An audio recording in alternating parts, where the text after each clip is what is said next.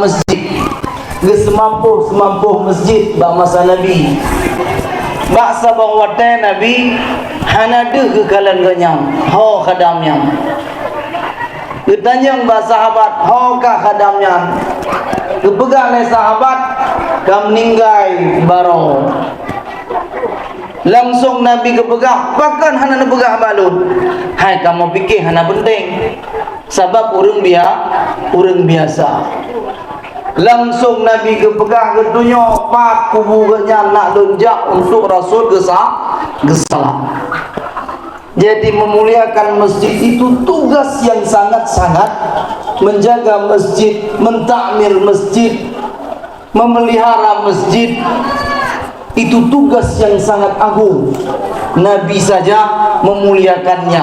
Masa kita orang yang mengaku umat Nabi tidak memuliakan mereka-mereka yang memuliakan memelihara masjid. Kemudian takzim kami kepada para aparatur kampung, tentu Bapak kecil beserta segenap jajaran Bapak kecil yang sedang menjabat, abang kita penghuni, kemudian Bapak kecil yang baru terpilih. Alhamdulillah, ini menarik, malam meler dua draw kecil hadir. Mereng, karena berkat, ternyata draw kecil. Hadir nyona dua draw kecil. Tapi dalam Islam itu pemimpin tetap satu. Tapi hanya tu dua malamnya, insyaallah dua-duanya berkolaborasi untuk mensyiarkan Islam, mengagungkan Islam, mengajak semua umat untuk mengagungkan Islam. Menyegeci hanya jak makalah. Kemudian kepada Tuhan Kampung, Ketua Pemuda dan segenap aparatur kampung yang berhadir, mudah-mudahan semuanya juga dalam lindungan rahmat dan taufik Allah Subhanahu wa taala. Kemudian segenap kaum muslimin dan muslimat yang mohon maaf mungkin tidak saya sebutkan satu persatu. Insyaallah semuanya saya ingat. Insyaallah semuanya masih terbayang di dalam fikiran saya. Nyo malamnya yang pegang apa kan dai ataupun penceramah dari luar ke.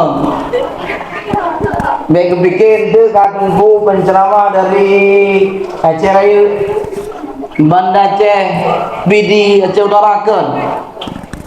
Tapi yang ceramah malamnya urung kampung Duneng. Jadi menyena yang kahek, kam denget, kam mang kaji jauh nama salah. Menyau jame dah putruk, hamangat dah duit, ya kan? Hamangat tak lagi ni hamangat pulang dah pelungnya. Mam nyau roh napa? Nyau kah nampak kat. Nama nyau dalam dupa jugi hanapu atau wajur mau pi hanapu. Ya, nyau beda penceramah lokal dan luar. Yang bimu kan? Jadi saya sebagaimana tadi sudah disampaikan oleh Bapak Kecil, lun lahir di Simpang Perundeng. Ret dalam pusat, dikoh dalam pusat di Simpang Perundeng. Lun JP di Simpang Perundeng. Lun pajuhu breh Simpang Perundeng. Geblo barakan di ke nyampat, bak kaniah barakan mekat sayur, bak dengku buyung, bak almarhum ayawadun. Saya rasa bapak ingat semua dan saya pun masih ingat. Tidak ada yang baru, bahkan saya mengaji pun di Tundeng pun lonjak bet badayah Tunggu Jalil. Bagian no? Napa? Ya, nyampun lun ya but gunan. Nah, ini anak-anak dengar ya. Walaupun sudah dapat santunan dengar juga. Kita dengar lagi. Nah, saya ngaji pertama sama Tengku Jalil, badayah Tengku Jalil, gesunut gepoh le Tengku Jalil dun jaro. Alah baju yudun jaro, yudang, 13 kaki, 12 kaki galah-galahnya. Tapi semua itu tidak teringat sama kita lagi. Beda mungkin dengan pendidikan zaman yang menjinau, baik mendapoh tak cukeh dan jim. Jadi saya ingat salah satu upaya, ini kata-kata hikmah untuk menghancurkan pendidikan itu, untuk menghancurkan peradaban Islam itu dengan 3 hal. Salah satunya apa? Hancurkan pendidikan. Salah satu pendidikan dengan hancurkan marwah dan martabat guru. Ya, jadi jenuh beda. Kalau kita dulu bahkan mungkin ketika dihukum saat mengaji itu satu hal yang biasa. Dan saya rasa bapak-bapak dan ibu-ibu semua yang berhadir di sini semuanya pernah kena awe, kena tunut, kena cutit, kena cubit dan segalanya. Tapi sekarang sudah komplain kita, marah bengih kena judi. Sudah mengikuti sistem yang dibuat, sudah ikut-ikutan marah. Padahal dulu kita sukses, kita bisa ngaji, kita rajin dengan pendidikan seperti itu. Nah, ini satu hal yang harus kita pikirkan. Jangan nanti peraturan dibuat rupanya untuk melemahkan generasi, untuk melemahkan agama. Ikut peraturan-peraturan yang dipegang lagi. Nah, ini penting untuk kita pahami. Saya nampaknya sering menyampaikan baik dalam forum-forum seminar, nampaknya ada sedikit pergeseran nilai dalam pendidikan. Tantang lainnya.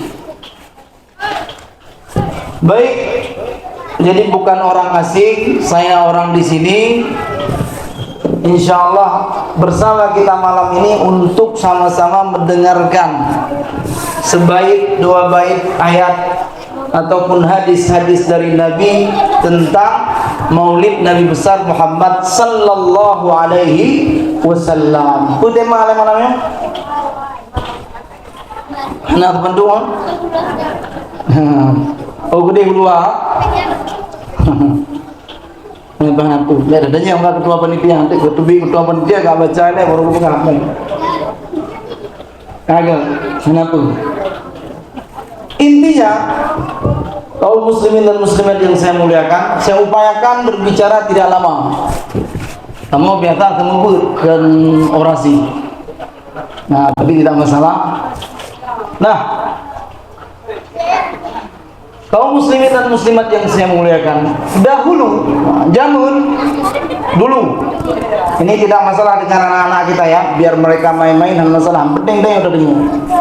Dulu Sultan Iskandar Muda, tentu Sultan Iskandar Muda itu salah seorang di antara raja-raja di Aceh, Sultan di Aceh.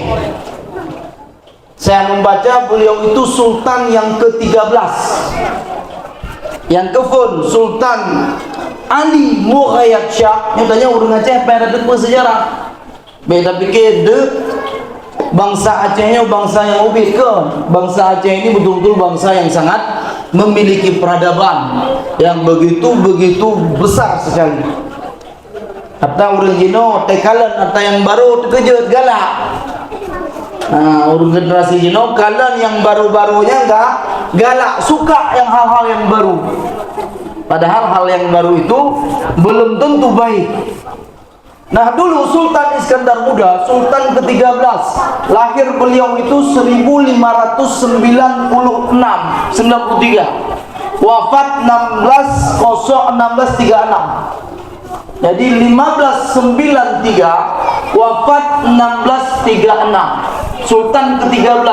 Sultan yang pertama Sultan Ali Mughayat Shah. Lahir belah Tipuring Le, wafat 1528. Saya baru mulai suka sejarah waktu katrok di Mesir. Menyahana mufum sejarah gadah hilang status diri kita. Gadah hana duri dok deh. Yang menyahana mufum sejarah. Jadi makanya ulama-ulama Islam itu pasti mereka paham sejarah, walaupun nggak semua fikih pasti paham sejarah, pasti ngerti tentang sastra. Jadi suka saya baca tentang sejarah. Banyak kitab-kitab sejarah yang kita miliki dan kita baca sedikit-sedikit. Sultan yang terakhir, Sultan yang ke-35 itu Sultan Muhammad Daud Shah yang 1874 sampai 1903. Yang kelahiran dan ada kita bertemu dengan beberapa keturunan-keturunan sultan di Banda Aceh Ya, gepedeh nasab oh betul. Nyawanya keturunan raja madung sampai ke dewa sultan sekarang muda sampai ke dewa. Waduh gepedeh nasab roh, gepedeh silsilah roh. Jadi mungkin dia udah pegang-pegang roh keturunan raja kan keturunan raja. Yang kantor gubernur Aceh hanya rumah wayana. Rumah para raja. Jadi punya raja keturunannya laki pulang sah. Hanya dulu gubernurina. Nah, ini yang harus kita pahami. Nah, dulu Sultan Iskandar Muda ini tentu ini sultan yang paling agung dalam sejarah Aceh karena berhasil membawa Aceh ke kejayaan. Portugis dulu, namanya bukan Belanda, Portugis kalah dengan Aceh. Nah dulu beliau ketika negeri Aceh ini begitu makmur, aman, damai, tentram, sentosa, mangat urip. Para ulama ketika itu mengusulkan kepada Sultan, wahai Sultan, getanya untuk tasyukuri nikmat Allahnya tak pegat malut. Kita buat maulid, tapi maulid bukan satu hari, lebelun tak pegat malut. Nah, yang tu baik begat-begat malam ni minta yang hendak pun putih dalam malam. Ini sudah tadi disampaikan oleh ke MC. Hari ini 8 Jumadil Ula. Lahir Nabi pajan lahir Nabi. Pajan lahir Nabi. Kapan lahir Nabi? Kapan? Ya. Ayo yang tahu kita kasih hadiah. Hah? Ya 12.000 enggak buka HP kan? Enggak ada 12.000 bere. Hai penyo deh. Ketinggalannya hantu pre lebih hadiah lucu. Ya 12 Rabiul Awal. 12 Rabiul Awal. Sekarang Jumadil Ula. Artinya sudah Rabiul Awal, Rabiul Akhir, Jumadil Ula. 3 bulan. Masyarakat Aceh masih memperingati Maulid Nabi. Bahkan itu dulu sejarahnya para ulama-ulama kita meminta kepada Sultan Iskandar Muda, Sultan, mari kita syukuri nikmat Allah, kita buat Maulid Nabi. Tapi kenti belun, kenti uro, tapi lebelun 90 hari. Dan ini ada seorang ulama di Mesir. Kebetulan saya setelah SMA, ketika SMA saya belajar ya badayah di Aceh Raya.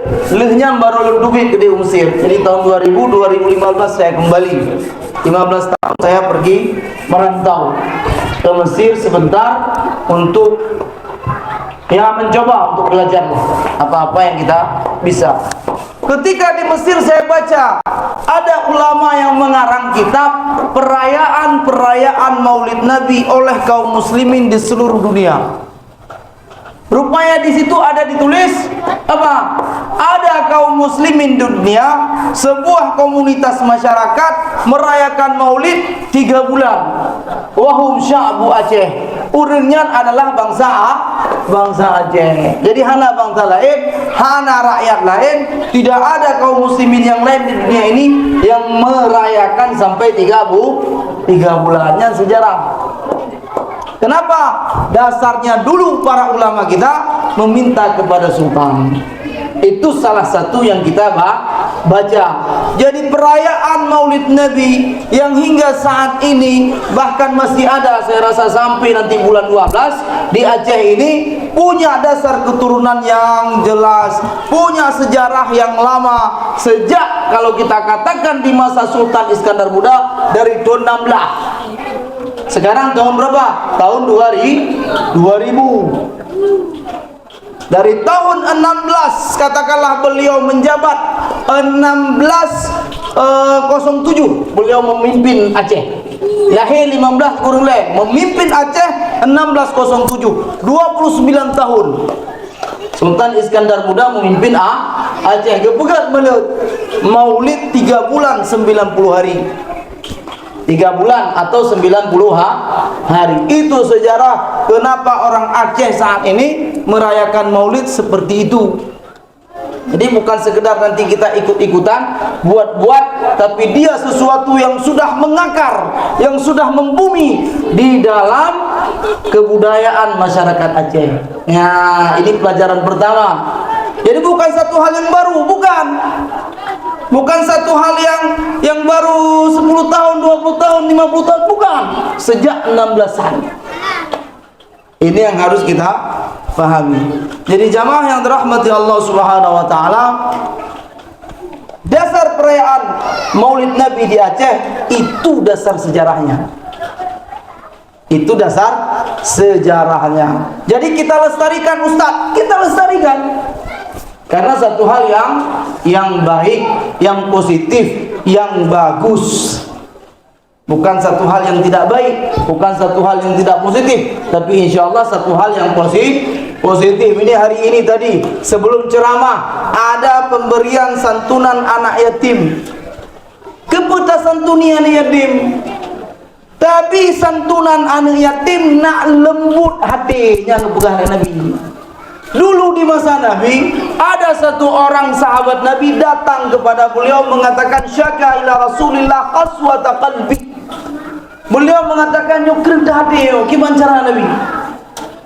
Langsung beliau mengatakan, Nabi mengatakan, idza aradta talyina qalbika, kalau kamu mau lembut hatimu, ya bukan Nabi, apa? At'imil masakin, kasih makan orang-orang miskin, wamsah ra'sal yatim, dan engkau elus, engkau belai kepala anak yatim, yang lembut hatimu. Manyang kerle dah bubuk dah boleh melet nagat ke ibah hanggat.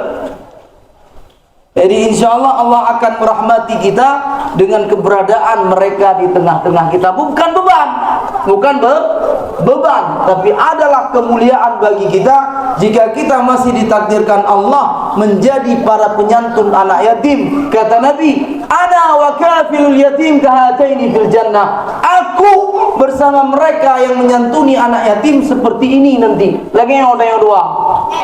Seperti jari telunjuk dan jari tengah, dekat sekali. Sebuah kemuliaan bagi kita saat ada anak-anak yatim di tengah kita. Jangan kita anggap beban. Dan itu salah satunya masyarakat Aceh menyantuni mungkin masyarakat juga di luar di bulan Maulid. Itu sisi positif, itu baru satu, belum hal-hal yang lain.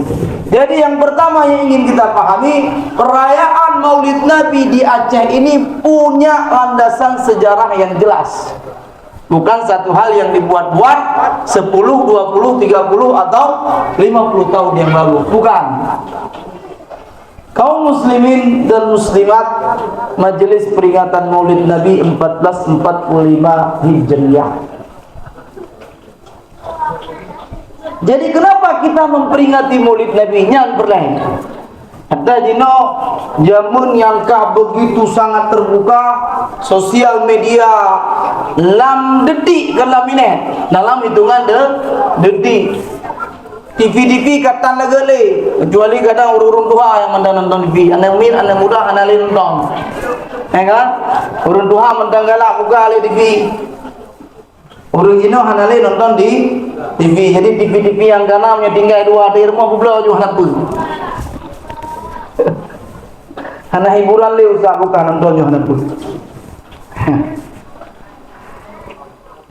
Sosial media itu begitu kencang, banyak kita dengarnya pemelet hana betul ya tidak jelas, bid'ah dan lain-lain. Buktinya apa? Buktinya sahabat Nabi saya tidak memperingati Maulid. Ya, makanya tadi kita buat pertanyaan, kenapa kita peringati Maulid? Landasan sejarah sudah saya sampaikan. Sejarah yang panjang dalam perayaan Maulid di Aceh. Kalau dalam Islamnya itu saya baca, yang pertama sekali memperingati Maulid, kata Imam Ibnul Jauzi, adalah seorang raja yang bernama Al-Malik Al-Muzaffar Abu Sa'id Al-Kaukabari, yang raja zaman di Nangro, Irak. Jadi beliau punya hubungan kekerabatan dengan Salahuddin Al-Ayyubi-nya yang pun peringati Maulid Nabi kun le Imam Ibnul Jauzi. Matanya sampai dapat gede, dapat mentang dari Aceh. Oh, tatroi berarti jadi panjang ya. Nepun.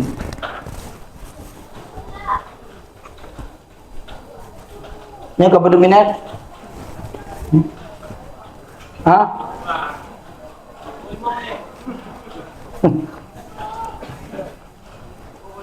Ni benar je baik lebih saja.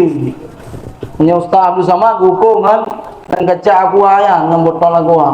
Ini 60 liter 60 menit. Ha, setiap 1 menit 1 liter saja. Ha, habis ceramah. Amin. Ustaz Abdul Samad sahabat kita di Mesir. Sama-sama, cuma beliau 2 tahun lebih dulu dari saya. Kemudian pergi ke Maroko, kemudian pergi ke Sudan. Banyak yang mengatakan, hai, nundang ngendro ni kena. Ngan memang tapi kerja na manager roh, mungkin tahun dana cara roh mungkin. Itu tahun dang hang getem. Tepeh dah yo sekiate dah yo, beza baik tahun. Undang-undang. Tapi kalau kita masuk dalam jajaran manajerial beliau je mengak. Nah, baru-baru ini kita bertemu di Pekanbaru. Baik. Jadi untuk apa kita peringati Maulid Nabi? Kepada peringati Maulid Nabi. Sahabat entah hendak peringati. Sahabat hendak perlu doa, tidak perlu Maulid Nabi. Bahkan dekat mereka dengan Nabi. Kedekatan itu bukan cuma kedekatan saat Nabi hidup, bahkan setelah Nabi wafat pun sangat dekat para sahabat dengan Nabi. Maulid ini kan yang pertama untuk mengenang, bertingat ayo ke Nabi. Kadang yang kedua ke Nabi. Menandeka boleh malut tinggal ketika boleh malut. Menyahan di panjang tahun dua ke Nabi, lagaikan umat Nabi. Yang kemah menyelang tanah-tanah dari. Sahabat tak perlu maulid. Kenapa? Mereka sangat dekat dengan Nabi. Udep mati dengan Nabi. Bilal bin Rabah. Siapa Bilal bin Rabah? Nyonte hadiah anda tu. Siapa Bilal bin Rabah? Anak-anak, siapa Bilal bin Rabah? Apa?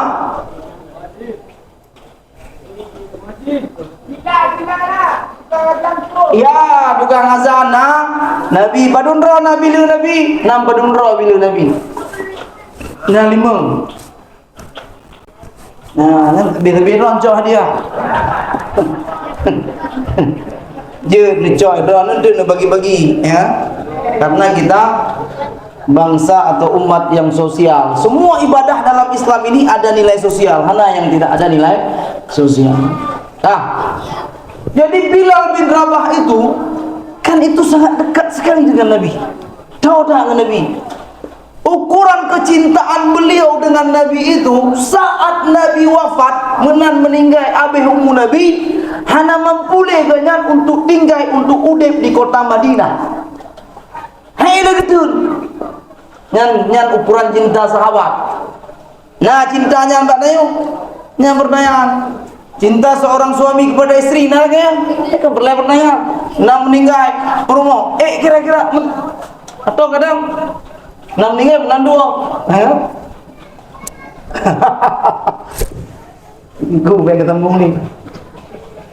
Tapi Bilal bin Rabah meninggal Nabi, beliau langsung gak kuat, bergetar. Kemudian dia ucapkan, saya gak kuat lagi tinggal di sini. Langsung beliau minta izin sama Abu Bakar, saya ingin keluar dari kota Madinah. Keluar Bilal itu bukan karena beliau gak kuat beliau hidup. Tidak sanggup saya hidup di kota Madinah. Selalu saya ingat kepada Nabi. Izinkan saya Abu Bakar, tetap minta izin, tetaplah kiai. Izin Abu Bakar, izinkan saya keluar. Yang Bilal, yang ukuran cinta. Perleh-melek Bilal. Cinta Bilal itu membuat beliau tidak mampu bertahan di kota Madinah. Payah Nabi izin. Mungkin Nabi izin. Akhirnya Abu Bakar tidak enak. Padahal yang membebaskan Bilal Abu Bakar. Akhirnya diberi izin. Duit pun. Jadi memang ketika beliau keluar ke Kufah, kalau saya tidak salah di Kufah, Bilal tidak pernah sama sekali beliau ke Madinah. Akhirnya suatu malam beliau bermimpi merumpok dengan Nabi lumpur, merumpok dengan Nabi kepegah Nabi hai pekan lagi antat lagi hanatam turile. Kenapa engkau begitu kering hubunganmu dengan saya? Hana dijak-jak kabulan. Ini pentingnya kita pergi ke tanah suci. Ingat, selain kita melakukan ibadah umrah dan haji, juga kita kunjungi Nabi. Ada fikir dia hana perlu ajak umrah. Napa yang katanya le, tak ubah handa ajak umrah atau haji haji. Tak pegah ada umat Nabi tajak agak tak tahu Nabi. Bilal, hai pekan lagi antar. Kenapa begitu sekali engkau Bilal tidak mau engkau kunjungi aku? Bangun beliau dari tidurnya, langsung beliau siapkan kuda atau unta, langsung beliau pergi ke kota Madinah. Yang Bilal, yang cinta Bilal, yang jak hana manga, kan? Tabakah? Hai hana manga positif. Tabakah kepegah oleh Nabi, hana nak tahu ulut, bejak Bilal. Setelah Bilal sampai di sana, langsung beliau baru masuk kota Madinah langsung menangis. Teringat sekali beliau dengan kenangan-kenangan bersama Nabi. Yang tiga gemo, berat tak gemo pada truk Madinah. Sekali lagi ketika Bilal bersama Umar bin Khattab ketika itu di Masjidil Aqsa. Waktu Masjidil Aqsa, nanti akan kita bahas sedikit. Masjidil Aqsa, ketika Masjidil Aqsa baru dibebaskan oleh Umar bin Khattab di tahun 15. Umar minta khusus kepada Bilal, Bilal, membebaskan Masjidil Aqsa ini cita-citanya Nabi, cita-cita Abu Bakar, dan baru Allah takdirkan di masa aku, kata Umar, tahun 15. Sekarang aku meminta kepadamu, tolong engkau kumandangkan azan di Masjidil Aqsa ini. Ken Umar bin Khattab. Akhirnya Bilal mengumandangkan azan, baru beliau azan, langsung beliau menangis dan tidak mampu melanjutkan azan. Bahkan, kenapa? Teringat kena Nabi. Yang cinta sahabat, perlai sahabat mele. Itu belum lagi kita ceritakan cinta-cinta sahabat yang lain terhadap Nabi. Jadi ketika ada yang mengatakan, untuk apa kita maulid sahabat saja? Tidak. Itu beda sudut pandang, salah cara temannya. Beda sudut pandang, atau dalam pandangan saya salah pertanyaan itu diucap. Tidak mungkin kita ukur masa. Tidak boleh kita dalam berbicara mengukur suatu masa dengan masa saat ini. Anak-anak kita mungkin seperti ini, hanya dah pegah kamu jamun, hanya pegah naya. Yang jamun nunggu. Itu dulu. Yang perlu kita selaraskan, kita kolaborasikan masa katanya dengan masa urungnya uke. Tidak bisa kita samakan. Ini penting. Nah, jadi untuk apa kita peringati Maulid Nabi? Yang tiba panjang tat, yang pegah bid'ah, yang pegahnya ada bid'ah tak tadi, hana pucit, dah pulang bak nari Imam Syafi'i, al bid'atu bid'atani. Bid'ah itu ada dua. Yang Imam Syafi'i di dalam kitab Hilyatul Awliya karangan Abu Nuaim Al-Asbahani, al-bid'atu bid'atan. Bid'ah itu ada dua. Bid'ah yang pula dengku. Bid'ah yang tipu yang tak pernah berkenhana. Yang mana bid'ah? Yang mana bid'ah? Bid'ah itu sesuatu yang kita buat sebelumnya tidak ada. Menyata pegat atau yang bid'ah. Makanya Allah Subhanahu wa taala di dalam Al-Qur'an berfirman, badi'us samawati wal ard. Badi', ba dal ya ain, as-samawati wal ard. Badi' itu yang menciptakan langit-langit dan bumi. Maknanya apa? Ya ulamnya hanalau na langit dengan bunga. Makanya gua pegah bid'ah. Jadi bid'ahnya tipe yang barakah hana tak pernah. Jadi sahabat hana keperingati mulut. Sejauh yang saya tahu tidak ada. Jadi beda. Tapi kekala Imam Syafi'i, al bid'atu bid'atan. Bid'ah itu ada dua. Bid'atun mahmudatun wa bid'atun madmumatun. Yang dari Imam Syafi'i, pegang bro dengan mazhab Syafi'i hana empat ada habanya.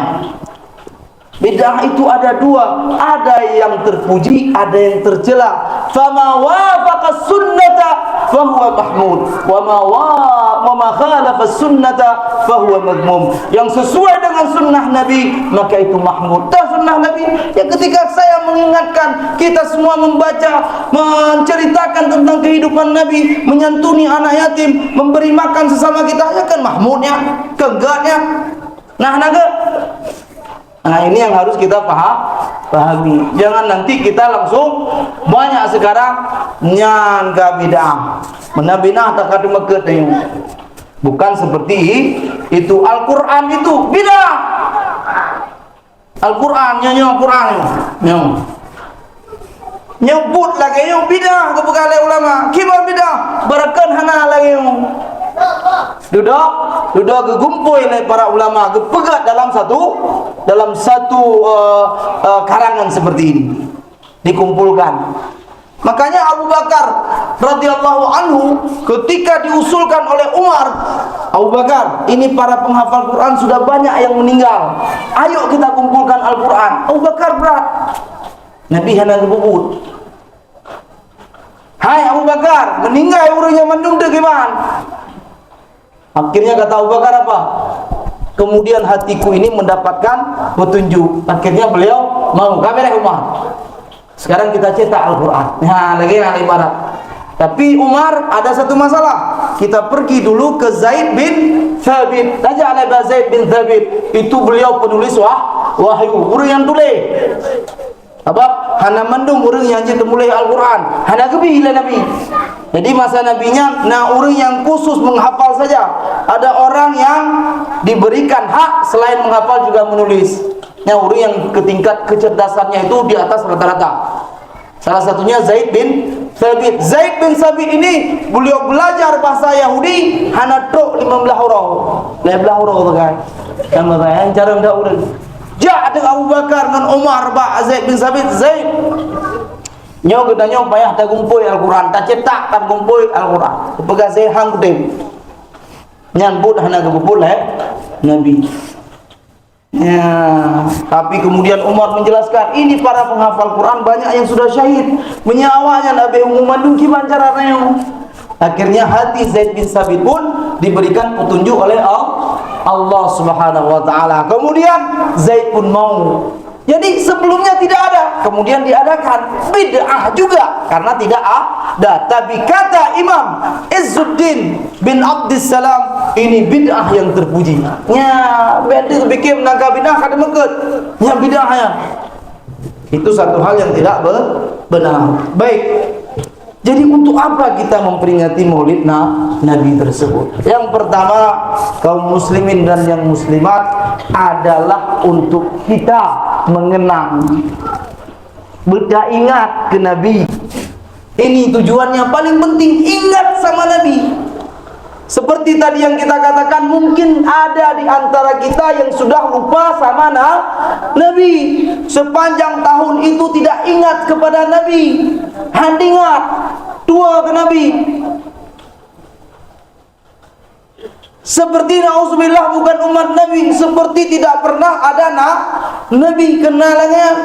Nyampe kalang-kalang urang kalang dromedang nih. Hanjit tak kalan urang. Tidak boleh ketika ada pesan-pesan agama itu disampaikan oleh para ulama, kita lihat orang lain. Semua pesan-pesan agama itu, baik dari ayat, hadis ataupun perkataan ulama, itu untuk kita. Beda kalang-kalang urang, ya kan? Kadang cidengku je, kadang ci bapaknya nyanyi lagi-lagi, ya kan? Tidak boleh seperti itu.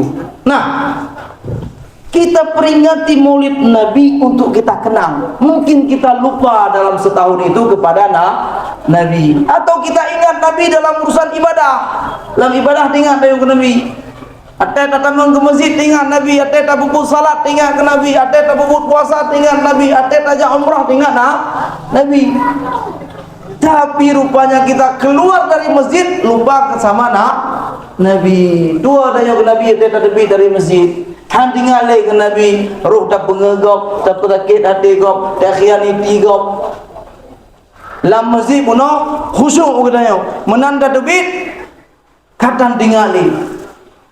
Yang kiban hanyut, puyang kiban hanyut. Karena Islam ini syariat yang ada ibadahnya dan ada muamalah, tidak boleh dipisahkan. Betanya bersyariat itu hanya salat saja. Iya, salat segala-galanya. Tapi ingat, kalau kita melakukan transaksi-transaksi yang tidak benar, hubungan-hubungan yang tidak benar, itu bermasalah. Nah, ini udah debu, ya kan? Apalagi transaksi baik transaksi harta ataupun transaksi hubungan-hubungan, ini bermasalah. Hati-hati. Ini yang untuk kita ingatkan Nabi. Ada manusia, laqad kana lakum fi Rasulillah uswatun hasanah. Ada manusia yang bisa kita jadikan uswah kita, teladan kita. Teladannya menyikan teladan mendung ji. Hana teladan cara mendalanglah. Ya kan? Ibadah hana hamkenya pemilihan siswa teladan hamke. Teladan itu ditinjau dari segenap sisi. Semuanya teladan. Tapi kan tentu tidak bisa kecuali Nabi. Makanya Allah mengatakan, laqad kana lakum fi Rasulillahi uswatun hasanah. Nabi itu uswah hasanah bagi kalian. Cuma Nabi Ustaz, cuma Nabi, hana yang lain. Mau Bakar, hai tiga kena Abu Bakar, tupeh je becut, ya kan? Jika ada orang menyakiti Nabi, Abu Bakar, Umar apalagi. Tapi Nabi tetap stabil emosi beliau, tidak pernah berubah. Nah, itulah yang sering kita katakan, kenapa bisa seperti itu? Ya Nabi, karena Nabi, arti Nabi itu tinggi. An-Nabi minan nubuwah wa huwa rif'ah. An-Nabi minan naba' wa huwa al-mukhbir. Nabi itu dari kata-kata satu, dari kata-kata nubuwah, artinya rif'ah, tinggi. Ya mungkin Nabi nagalah, mungkin. Ada sahabat kebegahnya Nabi bukan lagi yang oleh sangtang hana betul, cuman tanya mentang hanti pakai lam kenal. Kedanya mentang hanti pikiran lo hantruk lo kenal. Jadi beda bikin tu, ya kan? Tapi telah Abu Nabi. Padahal kedanya yang hantruk akai lo kenal. Nah, jadi yang pertama kita peringati Maulid Nabi, kita kenang. Saya sering menyampaikan dalam pengajian-pengajian, mengenang peristiwa-peristiwa besar dalam kehidupan kita itu anjuran Allah. Nah, ini perlu ada ingat. Mengenang peristiwa-peristiwa besar di dalam sejarah kehidupan manusia itu anjuran. Geyuh. Saya tidak mengatakan perintah atau wajib, tapi disuruh, dianjurkan. Nah, dalil. Nah, makanya kenapa kita buat peringatan 17 Agustus, akan tak buat peringatan 10 November, kalau enggak 5 Oktober Hari Abri, atau peringatan-peringatan lain di dalam Islam, Isra Mi'raj, hijrah Nabi, mendung-mendungnya disuruh. Dalilnya itu dalam surat Ibrahim ayat 5. Nyawa kepada kalian mendung. Memang tidak kita katakan ini dalil tentang maulid kan, tapi dalil di mana Allah mengatakan wa dzakirhum bi ayyamillah. Ingatkan mereka dengan hari-hari Allah. Ingatkan mereka dengan hari-hari Allah. Apa maksud hari-hari Allah? Hari-hari agung yang telah diberikan Allah dalam kehidupanmu. Apakah kita merasakan itu? Lihat sendiri. Wa dzakirhum, ingatkan mereka dengan hari-hari Allah, dengan hari-hari agung dalam sejarah kehidupanmu yang telah diberikan oleh Allah. Ayat ini sebenarnya kisahnya dengan Nabi Musa alaihissalam. Jadi dulu Nabi Musa, Allah perintahkan untuk menyelamatkan Bani Israel. Selamatnya Allah. Musa, walaqad arsalna Musa bi ayatina an akhrij qaumaka minadh dhulumati ilan nuri. Kami sudah mengutus Musa dengan ayat-ayat kami.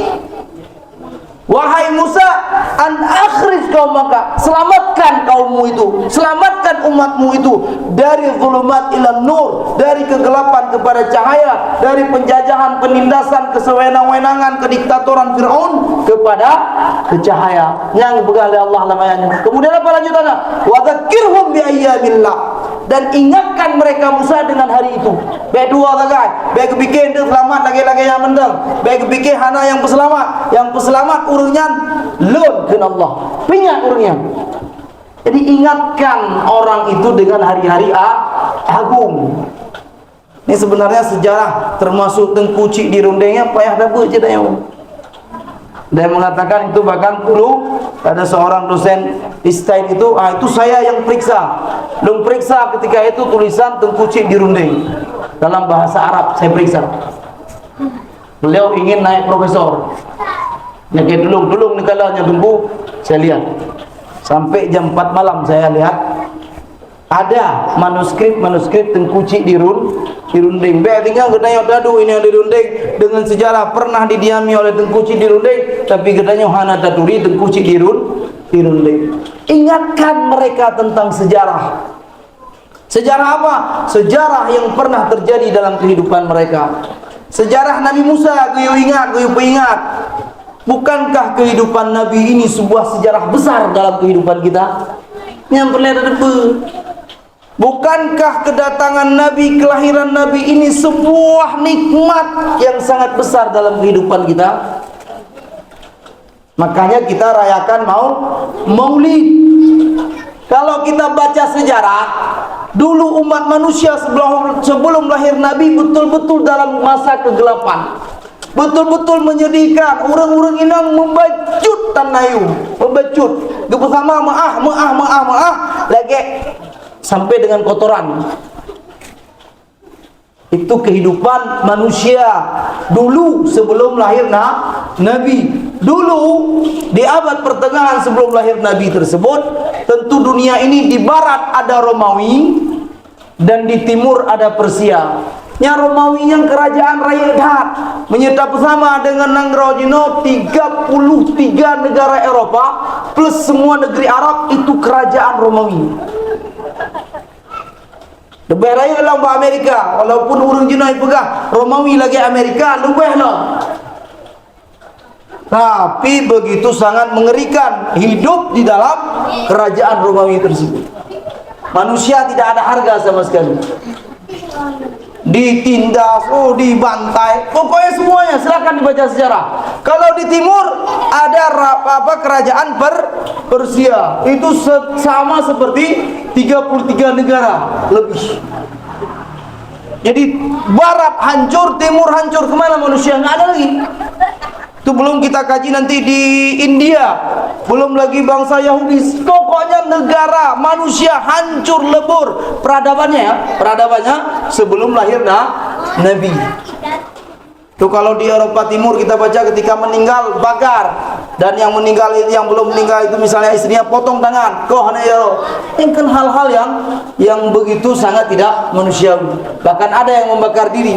Semuanya wanita-wanita tidak memiliki harkat martabat sama sekali, disamakan bahkan dengan kotoran. Ini kehidupan sebelum lahir Nabi. Tapi ketika Nabi lahir, Allah Subhanahu wa taala mengangkat derajat manusia, apalagi para kaum wanita. Dulu di kota Mekah itu sendiri sebelum lahir Nabi, agar kita pahami bersama, Allah mengatakan kalau yang lahir perempuan itu kuburkan saja, lebih agak kamu mendang. Lebih agak kamu mendang uru-uru inang yang lahir. Atau kita akan menanggung malu yang berat. Ya Allah yang begah. Wa idza busyira ahaduhum bil untha dhalla wajhuhu muswaddan wa huwa kadhim, dalam surah An-Nahl. Kalau yang lahir anak perempuan, kuburkan saja daripada kita tanggung malu. Lahir Nabi, Allah Subhanahu wa taala mengangkat derajat kaum wanita. Di Cina menyena urang-urang yang laki persamaan hak antara laki-laki dan perempuan yang kedelatan. Awal Nabi yang mengangkat derajat kaum kaum wanita. Bela ke persamaan hak jika mau urang inang berperempuan cik punya tegede hana lahir Nabi. Tangkira hana Nabi urang inang hana merempok pusaka. Tidak ada dapat harta warisan. Kenapa? Karena logika orang Arab ketika itu mengatakan untuk apa kita kasih warisan sama perempuan? Mereka tidak bekerja keras, mereka tidak ikut perang. Kemudian yuk. Yang hartanya ke urung-urung yang bekerja keras, yang berbuat, yang ikut perang. Awak ini hana punya lahir Nabi, turun Al-Quran. Kemudian Al-Quran mengatakan, yusikumullah fi auladikum lidzakari mithlu hadzil unthayain. Allah mewasiatkan Muhammad, tolong bagi harta warisan tersebut, anak laki-laki dapat 2 bagian daripada anak perempuan. Tapi menteng si laki berhama. Karena sekarang kan seperti itu. Kok pembagian dalam Al-Quran tidak adil? Yang lagi ada pegah meno hantip akal. Tidak cukup akalnya untuk memaknai kenapa pembagian laki-laki lebih banyak dari perempuan. Kaum muslimin yang saya muliakan, jadi pelajaran pertama, kenapa kita peringati Maulid Nabi? Untuk kita kenang, untuk kita ingat peristiwa agung. Ini penting. Kalau tidak ingat, gawat. Kalau tidak kita mengenang, itu sulit. Yang kedua, kita peringati Maulid Nabi adalah untuk kita meneladani, untuk kita ikut, untuk kita taat, untuk kita benar-benar menampakkan kalau kita ini umat Nabi. Caranya bagaimana? Ikut. Imam Syafi'i mengatakan, "Lau kana hubbuka shadiqan la ta'tahu." Kata Imam Syafi'i, yang ingat, yang pegang kau. Imam Syafi'i. Siapa nama Imam Syafi'i? Jauh lah. Deh hadiah kalau namanya. Muhammad Idris. Kayak jauh lebangnya. Muhammad bin Idris Asy-Syafi'i. Ingat, Imam Syafi'i ini keturunan Nabi, yang bedalah. Jadi ketika ada yang mengaku bermazhab Syafi'i, mulia. Kenapa? Karena Imam Syafi'i itu keturunan Nabi. Tapohne dengan Nabi. Imam Syafi'i tapohne dengan Nabi. Satu keturunan dengan Nabi, ketemu dengan Nabi, Imam Syafi'i. Jadi ketika kita mengatakan kami orang Aceh bermazhab Syafi'i, itu sebuah kemuliaan. Kenapa? Karena Imam Syafi'i yang menjadi imam panutan dalam ibadah kita, dalam syariat kita, beliau itu keturunan Nabi. Betul ya? Betul, saya sudah kaji. Imam Syafi'i nama beliau siapa? Muhammad bin Idris. Menyaina nan Muhammad batinya nan Imam Syafi'i. Menya Abu Ji Idris batinya Abu Imam Syafi'i. Muhammad bin Idris. Muhammad bin Idris bin Utsman bin Abbas bin Syafi' bin Sa'ib bin Ubaid bin Abdi Yazid bin Abdi Yazid bin Hashim bin Muttalib bin Abdi Manaf.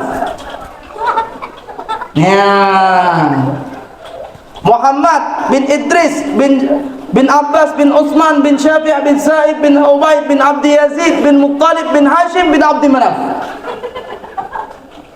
Ngan Musyafi tertarik kare.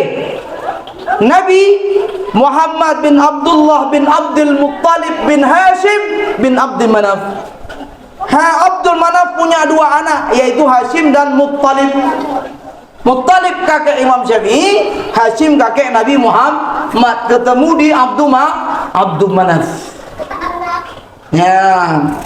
Dan kemudian kalau kita bilang Abdul Manaf, sudah naikkan saja ke atas sampai kepada Nabi Ibrahim. Karena memang berarti Imam Syafi'i keturunan Nabi Ibrahim. Bahkan Nabi Muhammad keturunan Nabi Ibrahim. Muhammad bin Abdullah bin Abdul Muttalib bin Hashim bin Abdul Manaf bin Qusay bin Kilab bin Murrah bin Ka'ab bin Lu'ay bin Ghalib bin Fihrin bin Malik bin Nadar. Nadar ini Quraisy, yang Quraisy juga yang Quraisy. Kita pegang suku Quraisy yang kenyo Nadar, kakek Nabi yang beliau namanya Nadar. Nadar ini Quraisy. Quraisy itu artinya orang yang suka berdagang. Dia menyenang uru-uru yang mekat, kumpul-kumpul kumpul-kumpul harta yang nanti Quraisy. Ditakarrushihil mal. Yang Quraisy. Sudah kan? Bin Nadar, kemudian bin siapa? Bin Kinanah, bin Khuzaimah, bin Mudrikah, bin Ilyas, bin Mudar, bin Nizar, bin Ma'din, bin Adnan. Kenanan urang Aceh Adnan, nyan kakek Nabi. Nanan urang zonan dengku Adnan, yang berarti kakek Nabi. Dari Adnan tersebut, itu disepakati oleh para ulama nasab yang tadi kita sebutkan. Sepakat. Kemudian dari Adnan ke Nabi Ibrahim, di sini ada beda-beda sedikit. Ada beda-beda penyebutan. Kalau Imam Ibnu Hisham mengatakan bin Adnan, bin Udad, bin Muqawwim, bin Nahur, bin Tairah, bin Ya'rub, bin Yasjub, bin Thabit, bin Ismail, bin Ibrahim. Nah, yang nasab. Kenapa Ustaz hafal? Dulu kami belajar sejarah. Saya dulu ketika di Mesir dibilang Nabi itu keturunan Nabi Ibrahim. Dah lah, tak kalah nasab. Rupanya betul. Tak hafal itu. Maka takut kita ditanya, kita hafal. Ini nasab Nabi Ibrahim. Sampai ke Nabi Muhammad, sampai ke Imam Syafi'i. Jadi keturunan Nabi Ibrahim, Imam Syafi'inya. Baik pikir tau, ya kan? Nah, Imam Syafi'i beliau mengatakan laukana hubbuka sadiqan. Ini yang kedua, kenapa kita peringati Maulid? Laukana hubbuka sadiqan la ata'tahu. Kalau kita ini benar-benar mengatakan umat Nabi, cinta sama Nabi, taat sama Nabi, kita peringati Maulid Nabi setiap tahun, la ata'tahu. Sungguh pasti kalian akan taat sama Nabi. Nya kepegang Imam Syafi'i. Itu dalil cinta yang benar. Dalil benar-benar umat Nabi adalah kita taat sama Nabi, kita teladani beliau. Innal muhibba, bahkan lagi Imam Syafi'i, innal muhibba liman ahabba muti'u. Karena orang yang cinta pasti ikut sama orang yang dia cintai. Ya lagi ya. Menyangkutnya tak pegang roh cinta hana tak ikut hamgit. Nabi menyuruh kita semua, maka kita harus ikut semua. Ubebe mampu. Apa yang paling penting yang diuji oleh Nabi? Apa yang paling penting yang disuruh Nabi? Salat. Yang paling penting yang diuji Nabi. Yang paling penting yang disuruh Nabi, bahkan sampai akhir hayat beliau masih ingat ummati as-salah. Paling penting. Ada sebuah hadis mengatakan la dina liman la salata lahu.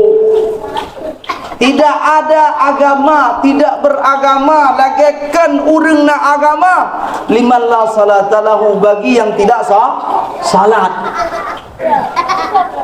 Bahkan lagian inna manzilatas salati fil Islam ka manzilatir ra'si fil jasad. Ya, kenapa Nabi sampai bilang kalau ada orang enggak salat, enggak kita bilang kafir ya, bukan kafir. Jangan nanti keluar dari majelis ini ya kafir urang. Saya tidak mengatakan kafir. Tidak beragama kata Nabi kalau ada yang enggak salat. Kenapa? Karena salat itu dalam Islam seperti kepala bagi tubuh. Orang punya putuh jarak ini mantang jir beraktivitas. Menyecapi kaki, putuh kaki, cacat kakinya masih bisa dia beraktivitas. Buta matanya masih bisa beraktivitas. Tapi hilang kepalanya. Je, nah urun nantong negara urun aja hana ulai. Nah. Ilo hantong long kadang nyongke. Kadang urun kampung runeng nantong kadang tiga. Nah urun hana ulai. Nah, ibu-ibu ada pernah lihat? Saya belum pernah lihat. Lang film Ustaz. Pengen lah film. Ya. Urang hana salat, lagi tubuh hana ulai. Gimana caranya tubuh hana ulai? Hana mungkin. Hana kaki mungkin, hana tapah, hana jara mungkin, hana gelinyu mungkin, hana mata mungkin. Tapi hana ulai Mungkin je. Untuk kadang abad tahun 2050 kadang pegang tu manusia hana oleh.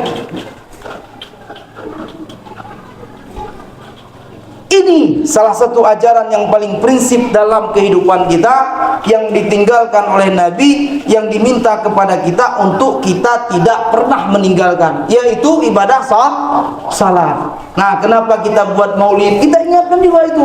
Kenapa kita ajak anak-anak kita untuk memakmurkan masjid? Dulu saya sangat ingat ketika saya masih SD, bukan seperti ini bangunan masjid rondeng kan lagi mendung debu. Tapi sekarang sudah kita makmurkan, sudah kita bangun, sudah kita rekonstruksi, dah pegalau tegana, kanopi kanyo, kamangata duka mendung. Tapi ingat, jangan pernah kita membangun masjid kemudian tidak kita makmurkan. Gepegah oleh Nabi lambegah yang gepegah oleh Nabi. Di antara tanda-tanda kiamat tersebut, orang berlomba-lomba membangun masjid. Barakan hana Masjid Agung di Aceh, menang na Masjid Raya Baitur Rahman, lehnya na Masjid Agung Melabu, lehnya ke 23 kabupaten kota berlomba-lomba bangun masjid. Tapi menyaurang dua roy dengar tagai dalam nyan hana adab, kalau bukan hanya kurang adab terhadap masjid, kurang etika terhadap masjid. Karena masjid itu dibangun untuk dimakmurkan. Orang yang masuk ke masjid pasti akan dimuliakan. Karena punya minta kemuliaan bak manusia, minta kemuliaan bak Allah. Caranya bagaimana masuk masjid? Ini penting. Sering kita sampaikan, di antara tanda-tanda akhirnya zaman, orang berlomba-lomba bangun masjid. Kemana aja haji pegang masjid? Coba yang telah coba kesimpulan. Kita bangun, kita buat seperti ini untuk anak-anak kita duduk, kemudian kita buat serambi seperti ini, kita buat kanopiaga kita. Iya, tapi ingat, untuk melakukan itu semua tidak mudah, butuh istiqamah. Butuh istiqamah. Be mata-mata tanya, tinggal mata anu midanya ka haile pegat melut, ka haile. Mentang kake deh. Buat ala kadar tidak bisa.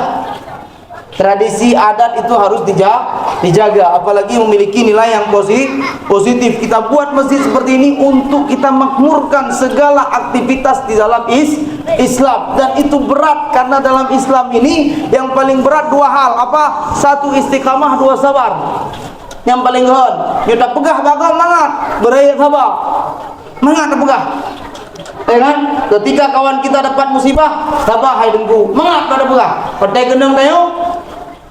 Ya, nyan, mumpungking ulikut. Ketika kawan kita, saudara kita, orang-orang dekat kita dapat musibah, mungkin kita enak kita ucapkan, keluar kata itu mudah di mulut kita, sabar Pak ya. Tapi coba kalau itu menimpa kita. Makanya Nabi mengatakan sabar itu ketika musibah pertama kita sanggup bertahan, itu sabar.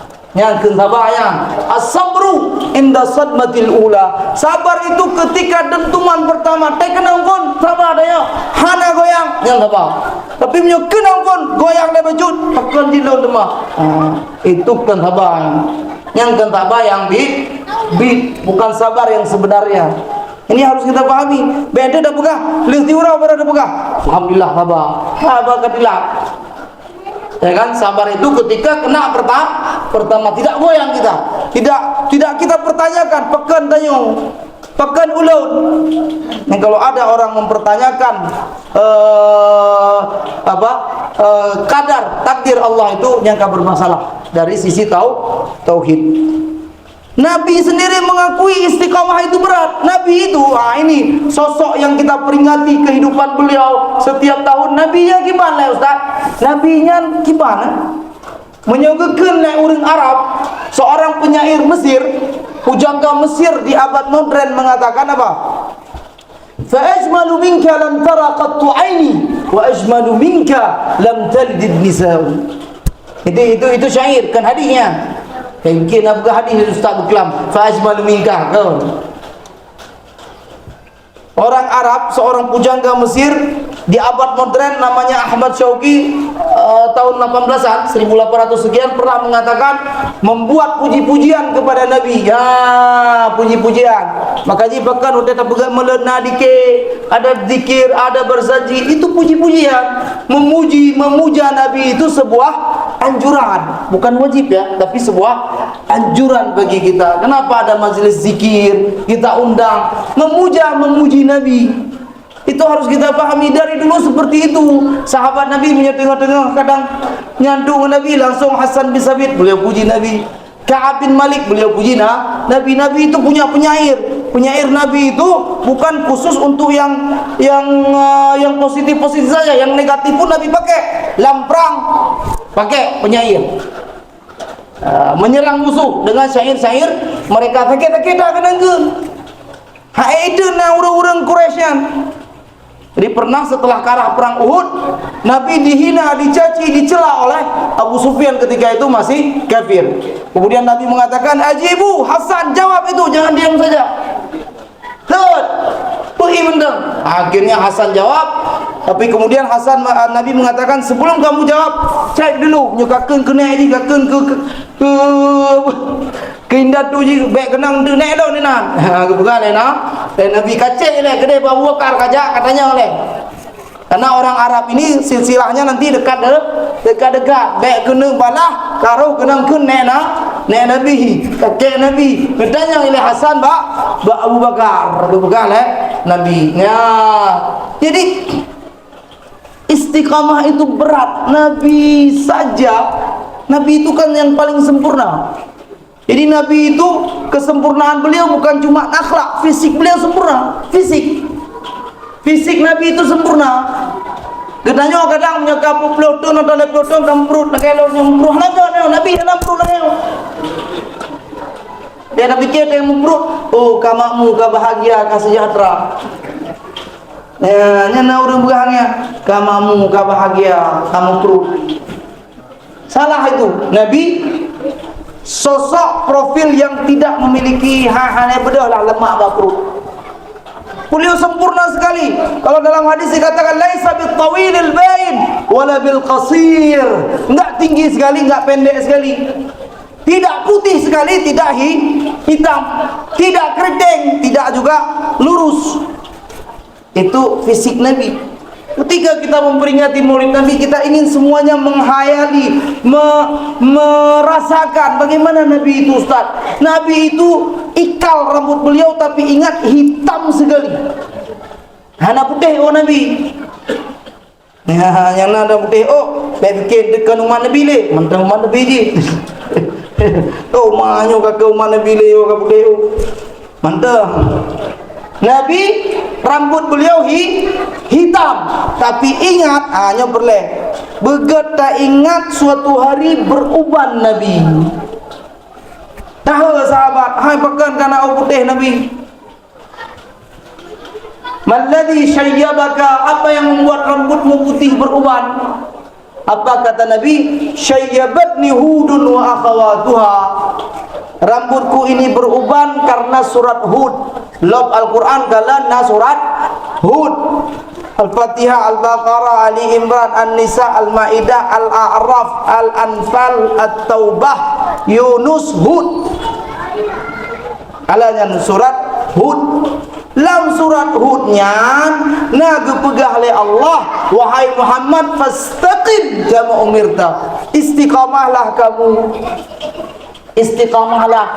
Jadi kata-kata istiqamah itu tetap tak bubut dak sampai menggeser membacut yang geran sampai menguban Nabi. Tapi enggak banyak diceritakan, hanya belasan lembar. Ada yang mengatakan 14 lembar uban Nabi, ada yang mengatakan 16 lembar. Enggak semua macam kita kan, oh mendang jenggot-jenggot putih, mana-mana putih, minta putih. Ya kan Nabi hanya sedikit putih rambut beliau. Kenapa? Istiqamah, berat. Jadi untuk menjaga seperti ini agar tetap kita ini bisa seperti ini, apakah mampu? Oh, tak pegang belagak masjid, get baik tinggal. Hanali tak pegang lagi. Tetap tak pegang. Jadi istiqamah itu berat, tidak mudah. Ada orang mungkin sanggup bertahan sehari, 2 hari, setahun.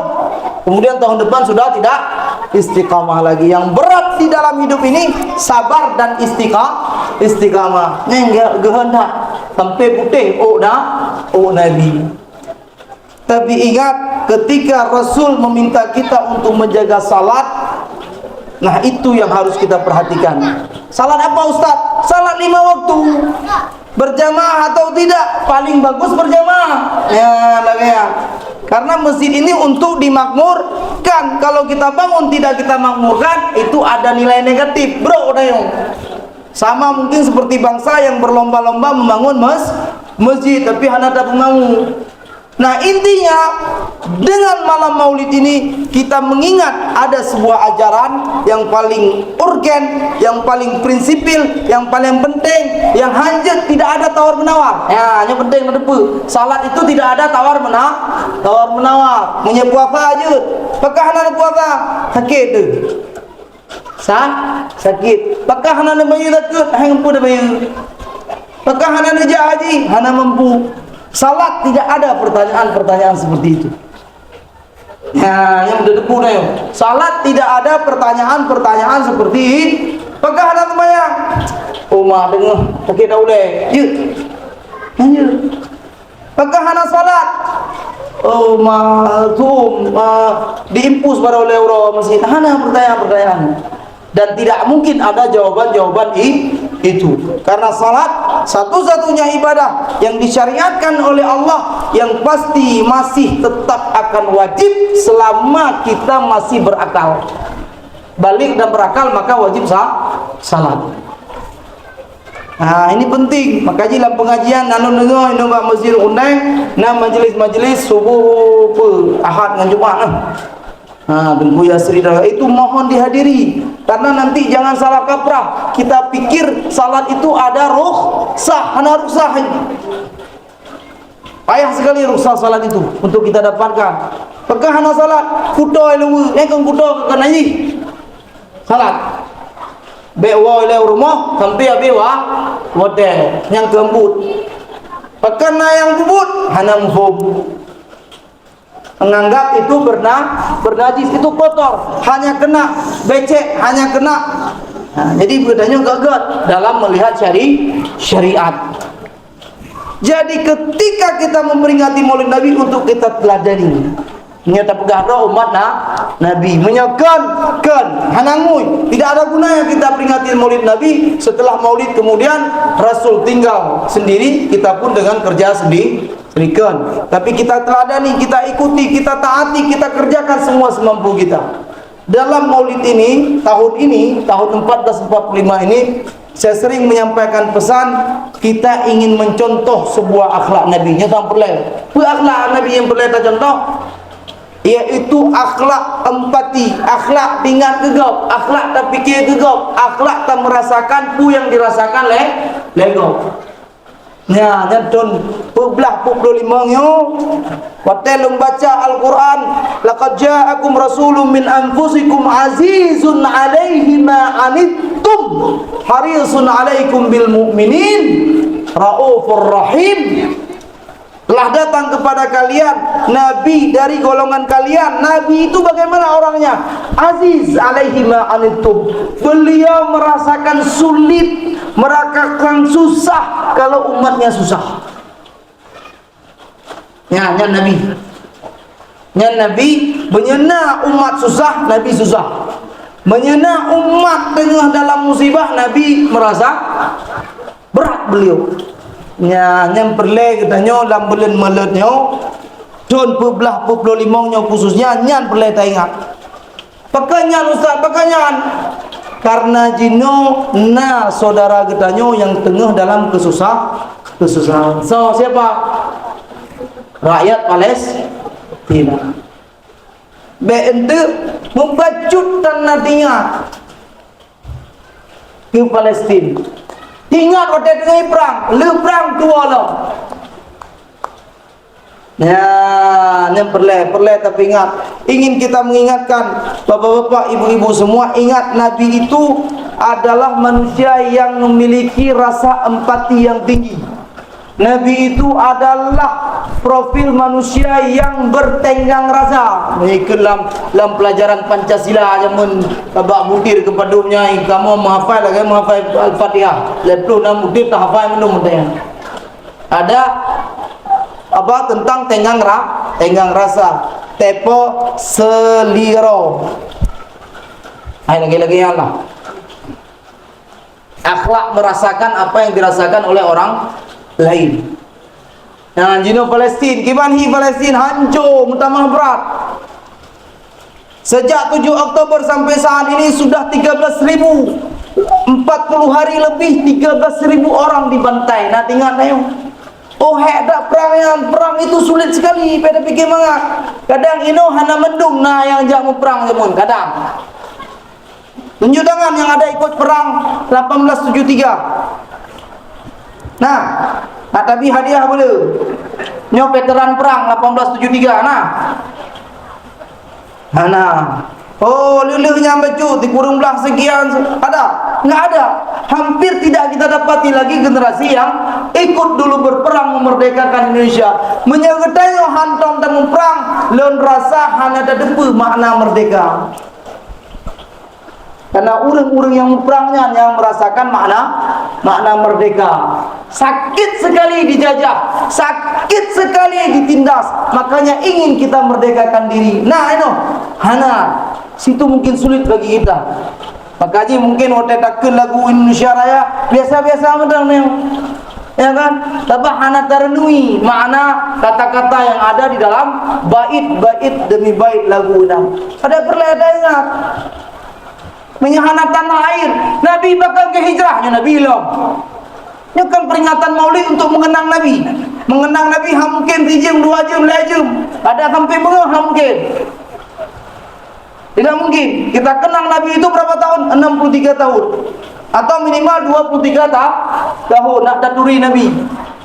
Kenapa Nabi hijrah dari Mekah ke Madinah? Untuk agar beliau bisa beribadah di sebuah negeri tanah air yang bagus. Ya, jadi tanah air itu penting. Hilang generasi, hilang tanah air itu gawat. Makanya orang-orang yang tidak pernah berjuang, enak dia mungkin jual negeri, mangai pulau nangrau. Hanai bermu nangrau, damang le, damang je. Biasa bentang karena dia tidak pernah memiliki kontribusi untuk memerdekakan negeri. Kai damang le. 80% ini silakan nyonya tak pegah apa-apanya lebih gawalam. 80% daripada tanah Indonesia ini siapa yang punya sekarang? Punya urang mukom maka anak akan ya pulau ba urang asing. Kenapa? Karena tidak pernah tumpah darah kita. Jangankan taboh akuang setetes tak pernah tumpah mengalir darah kita. Enggak tahu kita makna kemerdekaan tersebut.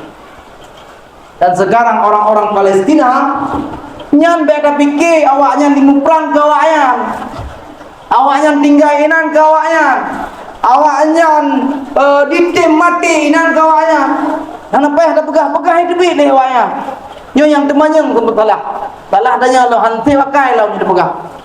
Ingat pertanyaan-pertanyaan yang kita lontarkan yang tidak benar itu gawat.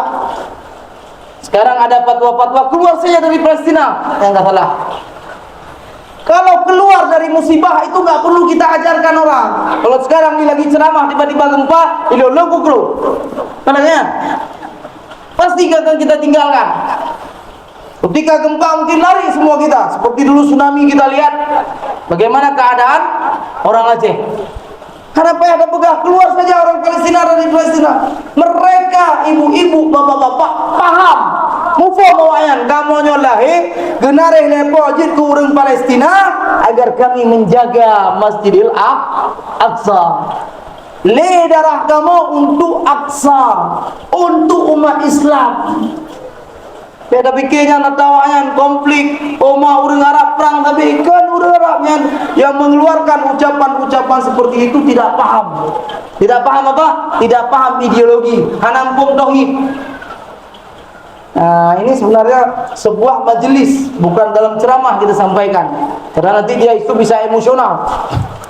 Orang-orang Palestina tinggal di sana itu untuk kita, untuk menjaga harkat kita, untuk untuk menjaga martabat kita, untuk menjaga status diri kita sebagai Islam. Kalau saya tanya bapak ibu-ibu Islam, pegah Ramadan Islam, umat Nabi pegah Ramadan umat Nabi, pasti lagi ya. Tapi Nabi Muhammad yang malam ini kita peringati kelahiran beliau suruh kita pergi ke Masjidil Aqsa. Ya tajak malamnya. Oh mak, tinggal tunggu nyo anu sakit malamnya, nyo. Banyak alasan akan kita ucapkan. Itu harus kita pahami, pasti akan terjadi. Nabi mengatakan kalau ada orang tanya, Nabi ceritakan kepada kami tentang Masjidil Aqsa. Itu fasallu fi. Kamu mau tahu Masjidil Aqsa, pergi ke sana, salat di sana. Bagaimana kalau aku tidak mampu untuk salat? Apa kata Nabi? Irsil alaihi zaidan yusraju fi. Kamu kirim minyak untuk menghidupi, menerangi lampu-lampu di Masjidil Aqsa. Jadi Masjidil Aqsa itu kita, punya kita, harga diri kita, marwah kita, harkat martabat kita. Jika itu hilang, maka hilang harkat martabat umat Islam. Dulu Sultan Abdul Hamid yang kedua, Khalifah Turki Utsmani, ketika itu didatangi oleh tokoh Zionis namanya Theodor Herzl. Jak kenanya lake tulung Sultan Nabi izin ke kamu untuk kamu tinggal ino di negara Palestin. Ada kamu bayi puji. Kamu bayi puji. Nabi bentang tanah bacut untuk kamu tinggal di Palestina yang dipegah oleh Theodor Herzl. Pergi jauh oleh Sultan Abdul Hamid.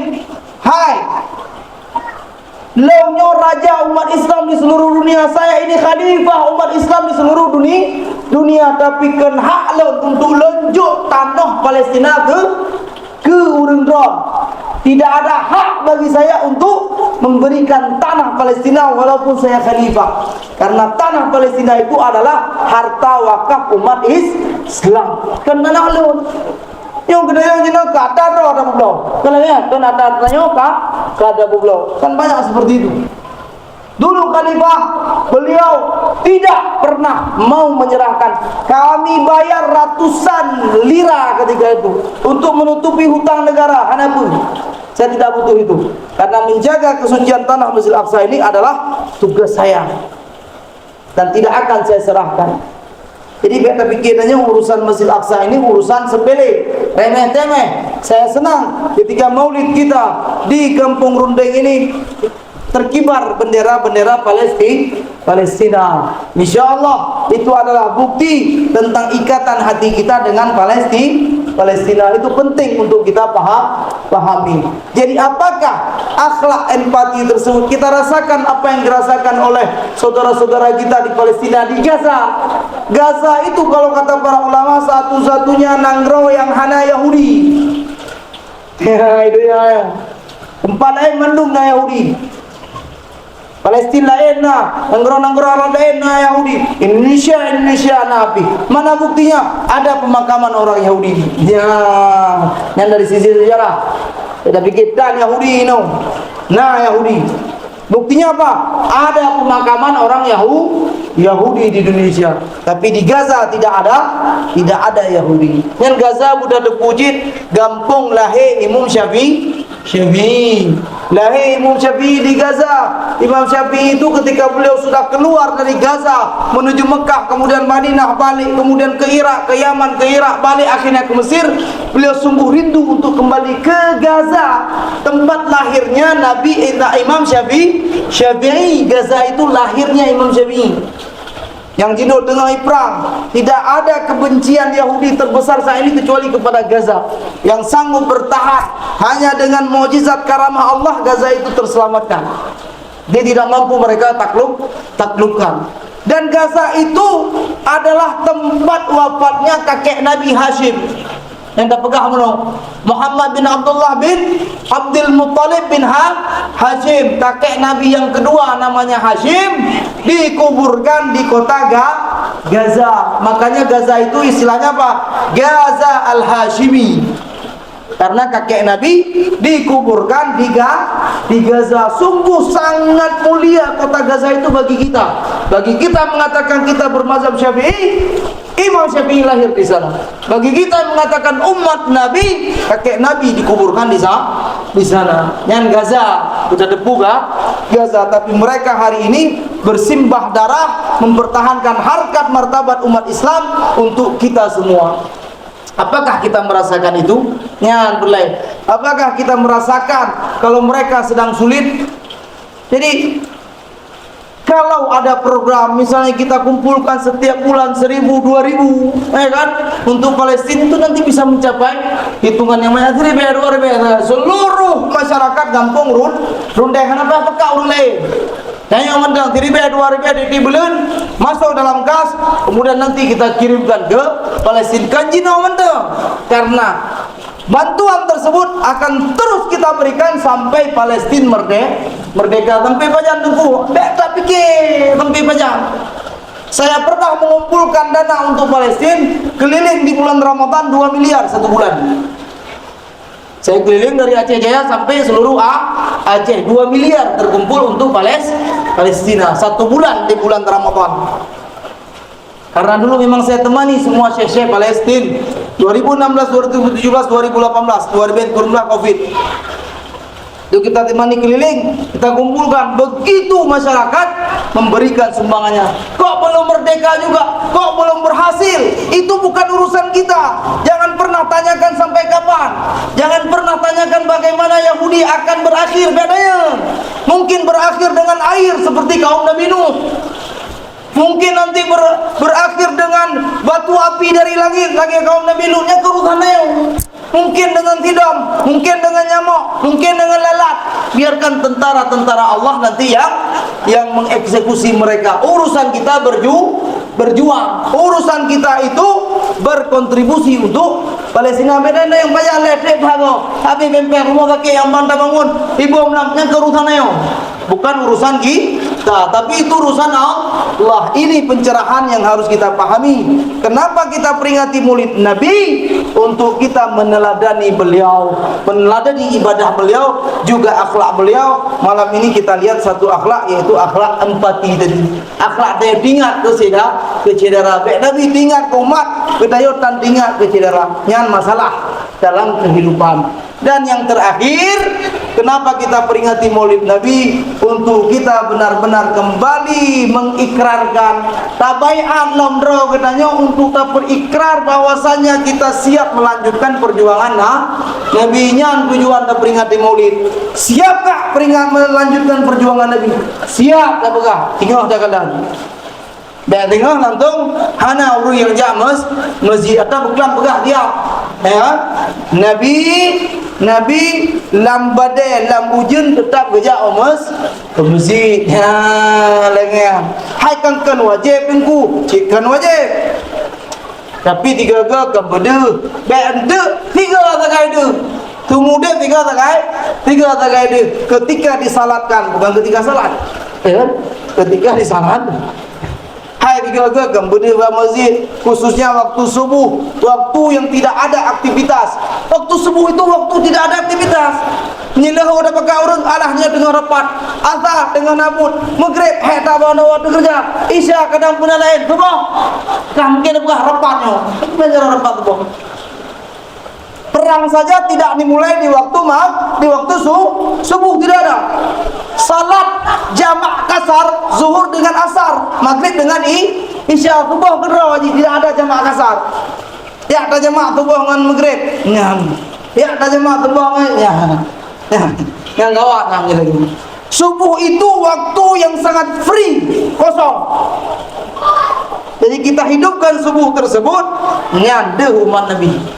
Nyanda umat Nabi menyatubuh hana ada ya nyatanya ma bedeh lah tiga tapi hana ada pulang punya tiga tak ada lagi ada berapa.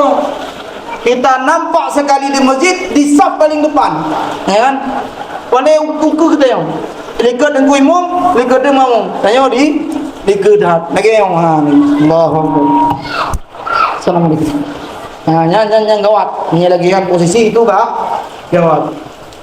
kita siap melanjutkan perjuangan Nabi, menghidupkan sunnah-sunnah Nabi, melaksanakan syiar-syiar beliau, menghidupkan syiar-syiar beliau. Salah satunya seperti yang tadi kita sampaikan, yaitu kita peringati Maulid Nabi, salah satu syiar yang terbesar yang harus kita kenang dalam kehidupan kita, sehingga kita benar-benar nanti paham dan siap meneladani beliau dan siap melanjutkan perjuangan beliau. Untuk apa kita lanjutkan? Supaya nanti, ya pertanyaan kemudian lanjut, supaya nanti pada hari kiamat layak kita untuk mendapatkan syafaat beliau. Yang saya boleh, karena nanti hari kiamat itu yang kita perlukan cuma satu, syafaatnya Nabi. Ingat, saya merasakan musibah tsunami itu begitu berat, karena ketika itu saya pulang ke Aceh sebentar, tiba-tiba tsunami. Karena ada saya baca sedikit kitab geri, bahkan saya berpikir ketika itu kapal bro tat hinatat udah long kabat long menyaksikan kiamat. Saya pikir sudah kiamat ketika itu. Kemudian saya ingat, hai kawan yo ke kiamat sabar urang minggu, karena kiamat itu hari Jumat. Tapi dua ada yang ketika gempa musibah yang begitu berat. Ini kan mau tsunami lagi nih, bulan 12 kan, peringatan, maksudnya kan tsunami peringatan. Mau peringatan tsunami lagi, kan mau tsunami, ya peringatan ke Bedug, peringatan ke 18 apa dah? Ya. 2003, 2004, 16, 17. Atau 16 guys. 19 tahun sudah berlalu sebuah musibah yang ketika itu ditulis di koran Arab, akbar karifah fil alam, musibah terbesar di dunia yang tsunami. Musibah terbesar di dunia ketika itu ditulis di koran Arab, tsunami. Para penuntut ilmu bertanya kepada guru-guru di sana, nyano gempa itu dalam kiamat. Pegang lagu Raidekon. Saya berpikir ketika itu, saya pikir itu gempa untuk kiamat, karena sebelum terjadi kiamat akan terjadi 3 kali gempa. Khasfun bil masyriq wa khasfun bil maghrib wa khasfun bil hijaz. Gempa di timur, gempa di barat, dan gempa di tanah Arab. Ya, akan terjadi itu. Dan pikirnya gempa kiamat. Rupanya diingat ura minggu hana jedeh kabereh. Menyahan sehina-hina manusia yang menyaksikan kiamat. Dia pikir gak manusia yang kalian kiamat. Ulang selfie, hai nyo kat ulang kiamat tu. Ya syek, ya anali ya. Yang beroda manusia menyana selfie dengan kiamat. Tapi tidak ada lagi teknologi. Tidak ada lagi teknologi ketika itu sudah kembali ke alam yang biasa. Tidak ada lagi semuanya perang-perang, sudah seperti biasa, tidak ada lagi. Intinya, saya berpikir ketika itu kiamat saking mengerikan. Tapi ingat, kiamat itu lebih ngeri daripada yang kita bayangkan. Dan pasti semua kita nanti akan mencari siapa? Nabi Muhammad. Menyagetanya kan umat Nabi hanapat mita Nabi. Menyagetanya kan orang yang cinta ke Nabi hanapu yang mita Nabi. Kenapa? Nanti ketika terjadi kiamat, semua orang bayangkan jino na 8 miliar atau 7 miliar. Jino. Di atas bumi Allahnya na benar 7 miliar. Yang jino kan dari Nabi Muhammad, kan dari Nabi Adam. Dibayangkan padungna jumlah orang tidak terhingga. Dari mulai Nabi Adam sampai nanti manusia terakhir, berkumpul semuanya di padang mahsyar dalam keadaan yang sangat mengerikan. Semua kita nanti ingin keselamatan. Minta Nabi, ja'wa Nabi, ingat ke Nabi. Pergi kepada Nabi Adam, tanya kepada Nabi Adam. Adam, tolong bantu. Apa kata Adam? Kamu tahu enggak? Saya dulu pernah makan buah khuldi. Bayangkan Adam mengingat ketika itu cerita beliau makan buah Hudi, itu dosa yang saya lakukan. Saya tidak tahu hari ini bagaimana nasib saya. Yang kedua, nah tinggal gereja, yang pertanyaan. Nabi Adam deca jamun keingat. Kedua, nah tinggal teh gereja. Nah ini pertanyaan. Apalagi dosa yang kita lakukan, hiuro kadang, dega, pega, limangga, Nabi Adam 3 tengah. Kebaca katanya. Yang tinggal entu bau dodo tinggal kaya. Jadi kepada Nabi Adam, lastulaha. Aku tidak mampu memberikan pertolongan kepadamu. Aku saja belum jelas lagi aku. Ja'wa Nabi Nuh alaihi salam. Ja'wa Nabi Nuh. Nabi Nuh tolong. Bukan Nabi Nuh. Nana debu. Jamun Allah pernah marah. Jamun Allah natong bengeh gepelam dunia menu. Allah tenggelamkan dunia ini semua. Marah sekali Allah ketika itu. Dan hari ini aku menyaksikan Allah lebih marah lagi. Hana mampu. Ya minta syafaat kepada yang kemalu. Pergi kepada Ibrahim, pergi kepada Musa, pergi kepada nabi-nabi yang lain. Semuanya tidak mampu untuk memberikan pertolongan kepada kita. Kemudian Nabi Muhammad sujud di bawah arasy ilahi. Sujud Nabi Muhammad di bawah arasy Allah Subhanahu wa taala. Sujud beliau di bawah arasy Allah. Kemudian Allah mengatakan, ya Muhammad, irfa' ra'saka was'al tu'ta washfa' tushaffa. Wahai Muhammad, angkat kepalamu, minta apa yang kau inginkan, dan aku akan memberikan syafaat kepadamu. Kemudian Nabi mengatakan, ya Allah, tolong engkau keluarkan semua orang-orang yang ada la ilaha illallah di mulutnya, keluarkan mereka dari neraka. Kita perlu syafaat Rasul di hari kiamat. Kita perlu pertolongan Rasul di hari kiamat. Dan itu akan kita dapatkan jika kita benar-benar umat Nabi Muhammad, cinta kepada Nabi Muhammad, menjalankan semua ajaran Nabi Muhammad, dan siap berkorban untuk melanjutkan perjuangan Nabi Muhammad.